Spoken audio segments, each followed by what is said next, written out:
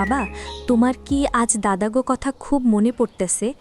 তুমি যে মাঝে সাঝে একলা বইসা আকাশের দিকে চাইয়া থাকো, তখন কি দাদা দাদির কথা ভাবো?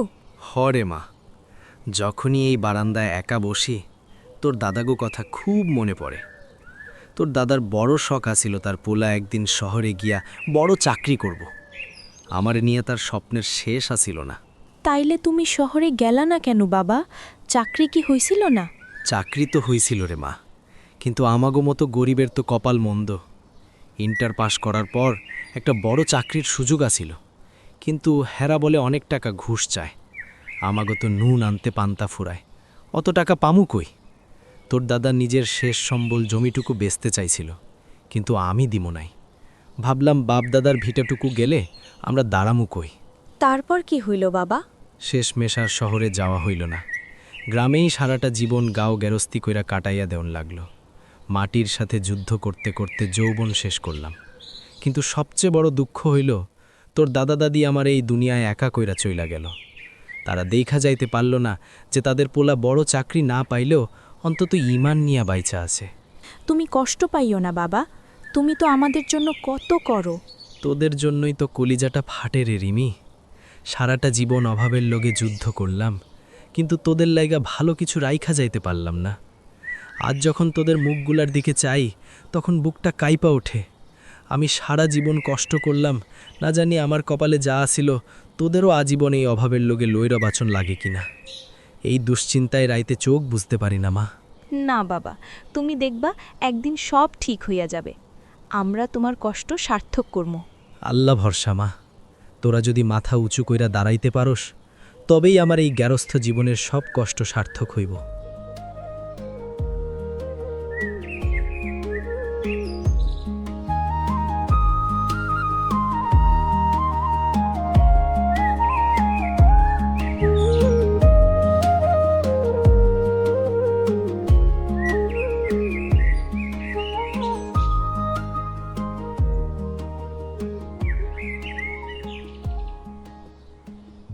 আসসালামু আলাইকুম চেয়ারম্যান কাকা। এই কনকনে শীতের মধ্যে কই যান? শরীর গতি ভালো তো? ওয়ালাইকুম আসসালাম রহমত। এই তো বাবা, একটু পাড়াটা ঘুরতে বেরোইলাম। শরীর আর ভালো কই, বয়সের দোষে হাড়ের মধ্যে শীত ঢুইকা যায়। তোমার খবর কি? আমার খবর তো ভালোই কাকা, কিন্তু গ্রামের গরিব মানুষগুলোর অবস্থা তো ভালো না। এই কয়দিন যে হারে কুয়াশা আর হাড় কাঁপানি শীত নামছে, মানুষের জান যায়। অনেকের ঘরে তো ঠিকমতো খাওয়ার চাউল নাই, তার উপর পোলাপান আর বুড়া মানুষগুলা শীতের কাপড়ের অভাবে কুকড়ে আছে। ঠিকই কইছো রহমত। আমিও গত 2 দিন ধরে এইটাই ভাবতাছি। উত্তরপাড়ার ওই বিধবা বুড়িটার ঘরে তো কোনো কম্বল নাই শুনলাম। ওইদিকে একটু যাওন লাগবো। রুজি রোজগার কইমা গেছে কাকা, খাটুনির কাজ তো বন্ধ। কুয়াশার জন্য মানুষ মাঠে নামতে পারতাছে না। কাম কাজ না থাকলে পেটে ভাত জুটবে কেমনে? আর এই ঠান্ডায় খালি গায়ে থাকা যে কি কষ্ট। আপনি যদি একটু সদয় হইতেন, তাইলে এই গরিব মানুষগুলা একটু আরাম পাইত। শোনো রহমত, আমি তো মানুষের জন্যই এই চেয়ারে বইছি। আল্লাহ যখন তৌফিক দিছে, আমি আমাগো গ্রামের কাউরে কষ্টে থাকতে দিব না। আমি আজকেই মেম্বরদের ডাকছি। সরকারি কিছু কম্বল আইছে, আর আমার নিজের তৌফিক অনুযায়ী কিছু কাপড় আর চাউল আমি কিনছি। মাশাল্লাহ কাকা, আপনার মতো দয়ালু মানুষ আছে বললেই আমরা ভরসা পাই। তা বিতরণ কবে থেকে শুরু করবেন? কাল সকাল থেকে শুরু করব। তবে রহমত, তোমার একটা সাহায্য লাগবে। তুমি তো বুদ্ধিমান পোলা, গ্রামের কার অবস্থা বেশি খারাপ সেটা তুমি ভালো জানো। তুমি একটা তালিকা করো তো দেখি, যাতে কোনো সত্যিকারের অভাবী মানুষ বাদ না পড়ে। আর যারা লোকলজ্জায় মুখ ফুটে বলতে পারে না, তাদের নাম আগে লিখবা। আপনি চিন্তা করেন না কাকা, আমি এখনই বের হচ্ছি। প্রত্যেকটা বাড়ি গিয়া দেখা একদম সঠিক তালিকাটা বানায়া আজ রাতেই আপনার কাছে দিয়ে আসমো। খুব ভালো, কাজটা সাবধানে করো। আল্লাহ আমাদের এই বিপদ থেকে রক্ষা করুক। মানুষকে একটু হাসাতে পারলে আমারও শান্তি।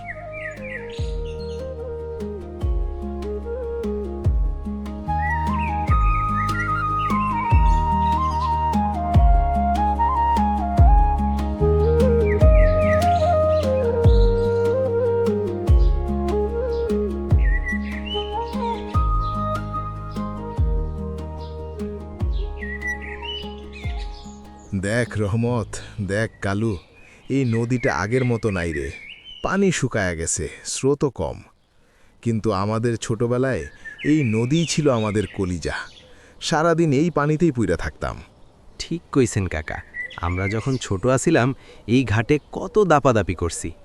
তবে আপনার আমলের গল্প তো আলাদা ছিল, তখন নাকি এই নদীতে বড় বড় ইলিশ আর বোয়াল পাওয়া যাইতো। আরে বলিস না, জাল ফেললেই মাছ। আর আমরা তো ছিলাম এক ঝাঁক শালিক পাখির মতো। আমি, তোর বাবা আর ওই যে শহরে থাকা কাশেম, আমরা সবাই মিলে এই ঘাটে চোর পুলিশ খেলতাম। কাদা মাখামাখি করে যখন বাড়ি ফিরতাম, মা লাঠি নিয়ে তাড়া করত। অথচ সেই দিনগুলোই ছিল শ্রেষ্ঠ। এখন তো কাকা সবাই ব্যস্ত। আমি আর রহমতও তো সারাদিন কামকাজে ধান্দায় দৌড়াই। ছোটবেলা সেই বন্ধুরা এখন কে কই আছে তার ঠিক নাই। আমাগো ব্যাচের রফিক তো এখন ঢাকা শহরে বড় চাকরি করে, বছরে একবারও গ্রামে আয় না। ওইটাই তো দুঃখ রে বাবা। সময় কারে কই নিয়ে যায় কেউ জানে না। কেউ শহরে গিয়া সাহেব হইছে, কেউ বিদেশ পুইরা আছে, আর কেউ হয়তো মইরাই গেছে। আজ এই নদীর পাড়ে বসলে মনে হয় এই তো সেদিনকার কথা। পূব গায়ের বটতলায় বৈশাখী মেলা করতাম, কত হাসি, কত আনন্দ। এখন তো সবাই যার যার সংসার আর পেট নিয়ে ব্যস্ত। একে অপরের সাথে কথা কওয়ার সময়ও নাই। সত্যি কাকা, অভাব আর দায়িত্ব আমাগো শৈশবটারে কায়রা নিছে। আগে যেমন বিকেলে সবাই মিলে গোল্লাছুট খেলতাম, এখন বিকেলে সবাই মোবাইল নিয়ে বসে থাকে, না হয় বাজারের চিন্তায় মাথা ঘামায়। এই গ্রাম, এই নদী, এরাই আমাদের আসল ঠিকানা। তোরা বড় হইসিস, দায়িত্ব বাড়ছে, এটা ঠিক। কিন্তু মাঝে মধ্যে এই নদীর পাড়ে এসে বসবি। নদীর বাতাস গায়ে লাগলে মনের সব ময়লা পরিষ্কার হইয়া যায়। পুরনো বন্ধুদের কথা মনে পড়লে বুকটা হু হু করে ঠিকই, কিন্তু সেই স্মৃতিগুলাই তো আমাদের বাঁচায় রাখে।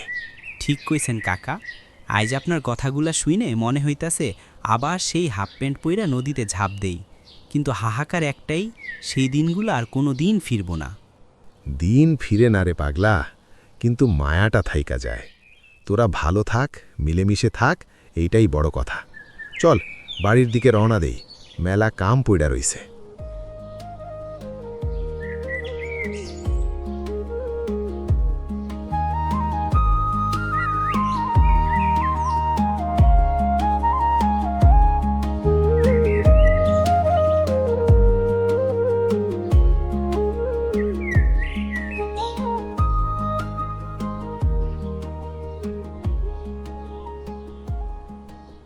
ও চাচি, দুপুর গনিয়ে বিকেল হয়ে গেল।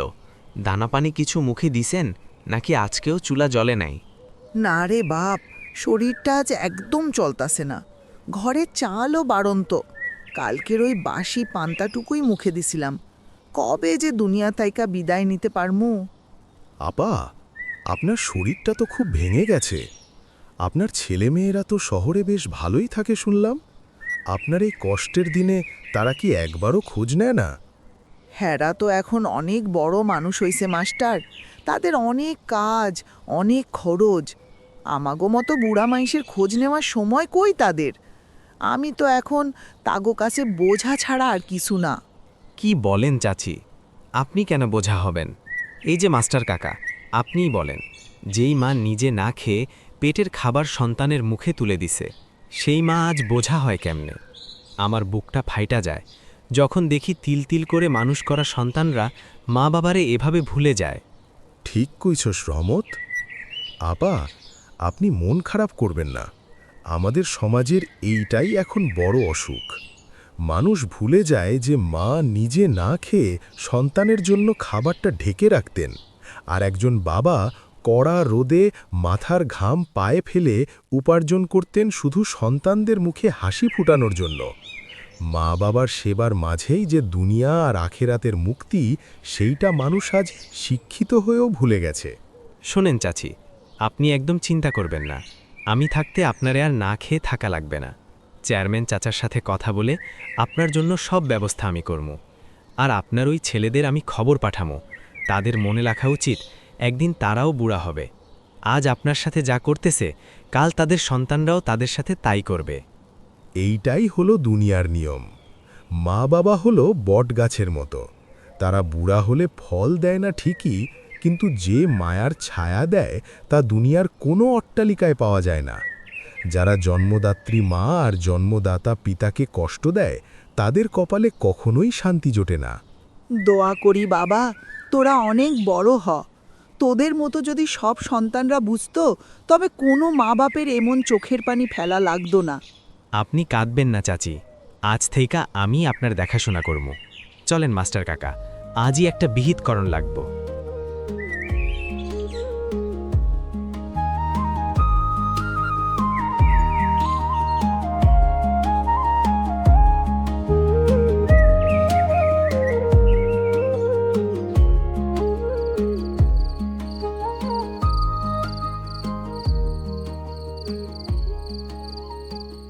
জমিলা, দুশ্চিন্তায় তোরাইতে ঘুমিয়ে আসে না রে বউ। যে হারে কুয়াশা শীত নামছে, পোলাপান দুইটা তোরাইতে ঠান্ডায় কোকায়, অথচ হাতে একটা ফুটো পয়সাও নাই যে বাজার থেকে দুইটা গরম কাপড় কিনা আনি। কামাই রুজিও তো একদম নাই। আমি তো ভাবছিলাম ওই চাউল বিক্রির টাকা দিয়া কিছু একটা হইব, কিন্তু ঘরে তো চাউলও বাড়ান্ত। আজকের যা কামাই হইল তা দিয়া তো নুন তেল কিনতেই সব শেষ হয়ে গেল। হরে জমিলা, কাম কাজ তো নাই বললেই চলে। তবে একটা কথা ভাবছি, আমাগো শীতের কাপড়ের দরকার নাই। আমার ওই পুরনো ছেঁড়া চাদরটা গায়ে দিয়া আমি কোনো মতে কাটায় দিম। নিজের জন্য কিছু না কিনলেও পোলা মাইয়া দুইটার জন্য তো গরম কাপড় কেনা লাগবেই। কালকে যদি গঞ্জে কোনো কাম পাই, তবে নিজের কথা চিন্তা না কইরা আগে ওদের লাইগা দুইটা সোয়েটার নিয়ে আসমু। তুমি ঠিকই কইছো গো, আমাগো কথা ভাইবার কি হইব। মা বাপ তো এমনই হয়। এখন নিজেরা মা বাবা হইয়া বুঝতেছি, আমরা যখন ছোট্ট আসিলাম আমাগো বাবা মাও কত কষ্ট করছে। আব্বাই দেখতাম শীতে থরথর কইরা কাঁপতাছে, তাও নিজের লাইগা কিছু না কিন্না আমাগো লাইগা জামা আনতো। মা নিজের ছেঁড়া শাড়ি তালি দিয়া পইরা কাটায় দিত, কিন্তু আমাগো মুখে ঠিকই খাবার তুইলা দিত। হ জমিলা, মা বাবারা এইভাবেই নিজেদের সব সুখ বিসর্জন দেয়।